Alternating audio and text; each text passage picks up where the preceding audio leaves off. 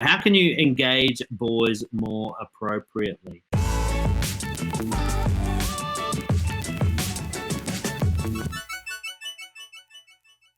This episode's brought to you by the Behavior Management Blueprint, which is my free ebook and video course that will teach you the 5 fundamentals of behavior management. So you can get that for free by clicking the link in the description.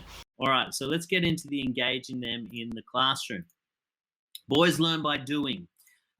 Pollock says that if you want a boy to learn the life cycle of a frog, he has to be able to touch the frog. So look for ways to provide hands-on lessons, visual cues, storyboards, making videos, tactile learning experiences are really, really important for engaging boys. Theoretical knowledge doesn't tend to work as well with boys. They're very kinesthetic, really need to pull stuff apart to understand it. So look for ways to get their hands dirty, get their hands involved in what you're trying to teach them. Tap into competition. Boys love competition, and so create competition in the classroom. Use a clock to get them racing against the clock. Give them opportunities to beat the teacher. I have a competition in my class called Mr. Stevenson versus the class, where I give points to the class for good behavior, and I give points to myself for negative behavior. So the class is competing against me. Help them to beat their personal best. Create friendly class competitions or point systems. Boys love to compete, and so use that to your advantage, and you'll actually find that you get more work out of them.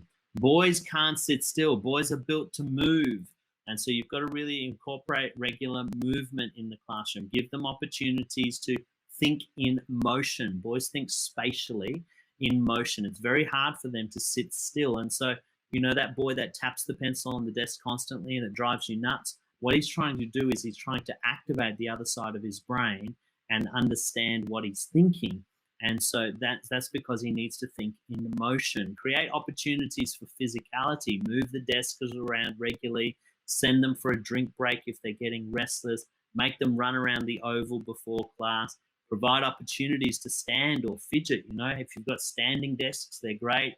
Little fidget toys that are quiet and non-disruptive. Blu-Tac's the greatest fidget toy in the world because it's quiet, it's easy to access, and you just create some rules around the Blu-Tac so they know how to use it, but it can be a really good way of helping boys to think. When you're talking and learning, if boys are fidgeting, it's activating both sides of their brain.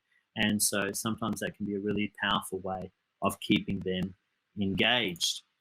Communication. Because boys have siloed brains, they only switch between left and right, you have to take time to help them understand. So one of the things you have to do is talk less. Don't give them long lectures or long drawn out instructions.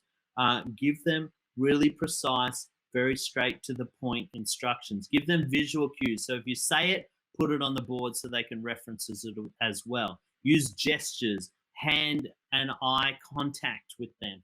Give them one instruction at a time. Don't give them a string of instructions.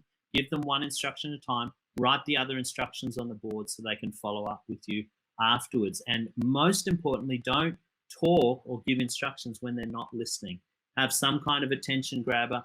Make sure they're not working, because they can't work and listen at the same time. And that's true for girls as well, incidentally. So make sure that they're not working on something else and that they are focused on you when you're giving instructions. And if you communicate more effectively, they'll take more in and be able to learn more from you. I hope that was really helpful. If you've enjoyed this and you'd like to go deeper, check out some of our online courses. Behavior Management Essentials and Understanding and Educating Boys are both available on karmaclassrooms.today/online, and you can see that link down in the description. And if you've enjoyed it, share it with somebody, hit the subscribe button so you keep up to date, and we'd love to hear from you. So give us a comment and a like, and I look forward to talking to you next time. I'm Tarun Stevenson for Karma Classrooms.